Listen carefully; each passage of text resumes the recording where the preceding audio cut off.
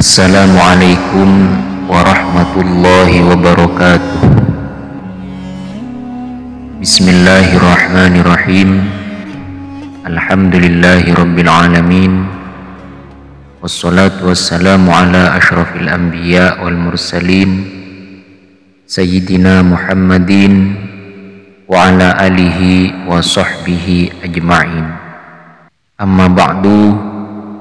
Saudara-saudara kaum muslimin, waffaqakumullah. Pada pertemuan kali ini, marilah kita semua belajar tentang perkara-perkara yang tidak membatalkan puasa. La yuftiru sha'imu bi wusuli syai'in ila jawfihi min a'yanil jannati mutlaqon. Puasa seseorang tidak menjadi batal ketika ada sesuatu yang masuk ke dalam tubuhnya, tapi sesuatu itu berasal dari surga, baik disengaja atau tidak. Namun hal ini biasanya dialami oleh para wali karena karomah, karena keistimewaan yang diberikan oleh Allah Subhanahu wa ta'ala. Wala min a'yanid dunya in wasala ilaihi bi ghairi ikhtiyari au ma'an nisyani. Juga tidak batal ketika ada sesuatu yang masuk ke dalam tubuhnya dari benda-benda yang ada di dunia, namun masuknya itu bi ghairi ikhtiyar, bukan dengan kehendak sendirinya, tapi misalnya tidak sengaja atau dipaksa, au ma'nisyan, atau karena lupa, maka ini juga tidak batal. Mengenai masalah pemaksaan, contohnya misalnya ada seseorang yang sedang melaksanakan puasa Ramadan lalu dipaksa oleh orang lain untuk makan misalnya, dan jika tidak melakukan apa yang ia perintahkan, maka si pemaksa tadi benar-benar akan melakukan suatu tindakan yang dapat membahayakan, misalnya akan membunuhnya, maka puasanya tidak batal. Wala bil jima'i wala bi khurujil mani kadzalika. Juga tidak batal puasa sebab jima, yang dilakukan bukan karena unsur kesengajaan, tapi misalnya karena lupa. Namun yang perlu menjadi catatan, ketika sudah ingat, maka ia wajib untuk berhenti seketika, tidak boleh dilanjut. Juga sebab keluar mani, keluar sperma bukan karena jima, karena hal yang lain, maka juga tidak batal jika tidak ada unsur kesengajaan. Wala bil qai'i qahran. Juga tidak batal ketika muntah tapi dengan cara tidak sengaja, dengan syarat idza lam yarji minhu syai'un ilal jawf. Tidak ada yang kembali lagi masuk ke dalam. Muntah, apa yang dimuntahkan itu terus keluar, tidak kembali lagi ke dalam. Jika ada yang kembali lagi ke dalam walaupun hanya sedikit, maka puasanya menjadi batal. Wala bin mukhama idza jarat ila jawfihi qahran anhu. Juga tidak batal puasa sebab ada dahak yang masuk ke dalam, juga bukan karena unsur kesengajaan, karena memang sudah tidak bisa diludahkan. Karena termasuk diantara sesuatu yang membatalkan puasa ialah menelan dahak.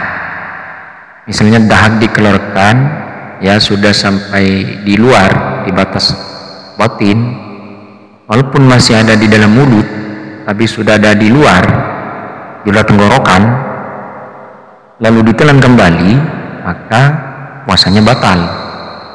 Namun jika dahak itu masuk dengan sendirinya ke dalam, bukan dengan kehendak orang yang berpuasa tadi, tidak ada upaya sama sekali, maka puasanya tetap sah, tidak batal.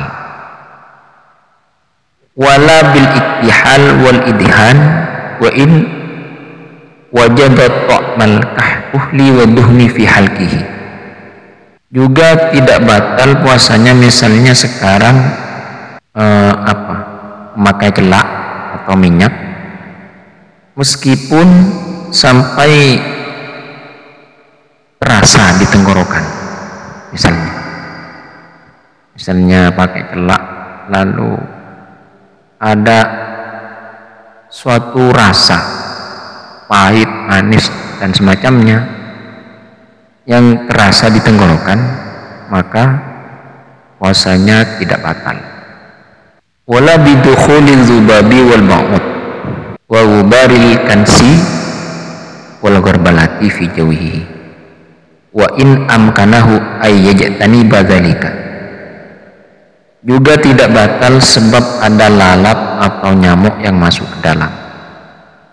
Juga debu-debu yang berterbangan ketika menyapu, baik nyapu rumah atau halaman dan lain sebagainya.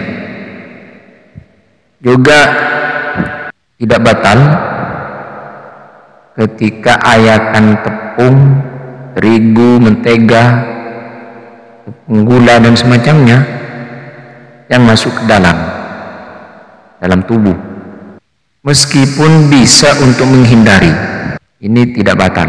Jadi ketika menyapu ada debu yang masuk ke dalam, atau ketika mengayak tepung apa saja ada yang masuk ke dalam, debu-debu tepungnya itu yang berterbangan, maka ini juga tidak batal. Wala bibal irik al-khalis min ma'danihi. Juga tidak batal karena menelan ludah yang murni, tidak bercampur dengan benda lain, tidak bercampur dengan gula misalnya atau apa saja, dan juga tidak najis, tidak bercampur dengan darah. Tapi dengan catatan ludah ini masih ada di dalam mulut, ya, tidak keluar dari bibir. Kalau sudah keluar dari batas batinnya mulut, yaitu bibir, lalu dimasukkan kembali ke dalam mulut, lalu ditelan, maka puasanya batal. Atau sekarang misalnya ludahnya itu bercampur dengan gula atau darah, misalnya gusinya berdarah lalu ditelan, maka puasanya juga batal. Menelan ludah yang najis ini membatalkan puasa. Wala bisabqi ma'il matmadah wal istinsyaq ila jawfihi idza lam yubaligh fihima wa kana as-sab'u fi wahidatin minal marrat as-salas. Juga tidak batal sebab ada air yang masuk ketika kumur-kumur atau menghirup air ketika mau berwudu. Tapi dengan catatan di dalam melakukan hal yang kedua ini sudah hati-hati. Dalam berkumur-kumur sudah pelan-pelan, menghirup air juga pelan-pelan. Tapi masih ada yang masuk ke dalam. Namun jika tidak demikian, misalnya di dalam berkumur-kumurnya memang tidak pelan, dalam menghirup airnya juga, misalnya dalam mengocok air di dalam mulut itu agak keras caranya, dan di dalam menghirup air juga agak dalam, maka puasanya batal jika masuk ke dalam batin. Dan juga catatannya, kejadian yang terlanjur masuk ke dalam itu pada putaran pertama. Jadi kalau sunnahnya berkumur-kumur dan menghirup air itu kan 3 kali. Ketika mau berwudu, sunnah kumur-kumur dan menghirup air 3 kali. Dan kejadian ini yang terlanjur masuk ke dalam berada di putaran pertama. Kalau di selain pada putaran pertama, maka meskipun sudah hati-hati, sudah pelan-pelan, tetap membatalkan.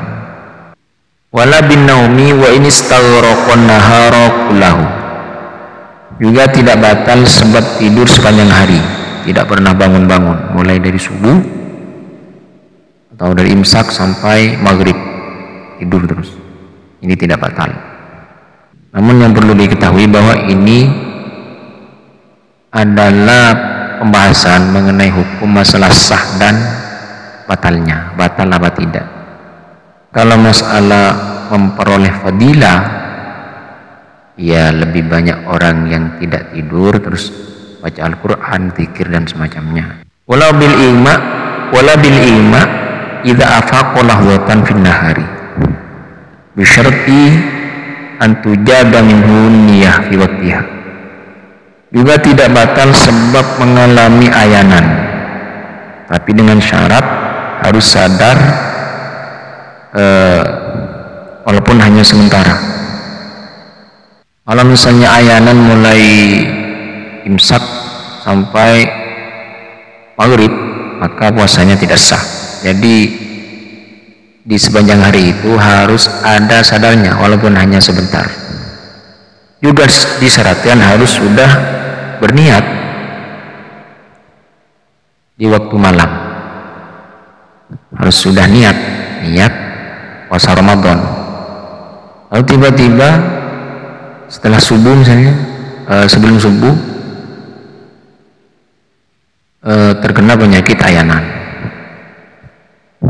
sampai maghrib, maka puasanya tidak sah. Tapi jika sadar meskipun hanya sebentar, maka puasanya sah. Wala bil fasli wal hijama, juga tidak batal sebab melakukan bekam. Inilah beberapa hal yang tidak membatalkan puasa meskipun kayaknya sepertinya membatalkan kalau tidak tahu. Mungkin demikian, semoga bermanfaat. Wassalamualaikum warahmatullahi wabarakatuh.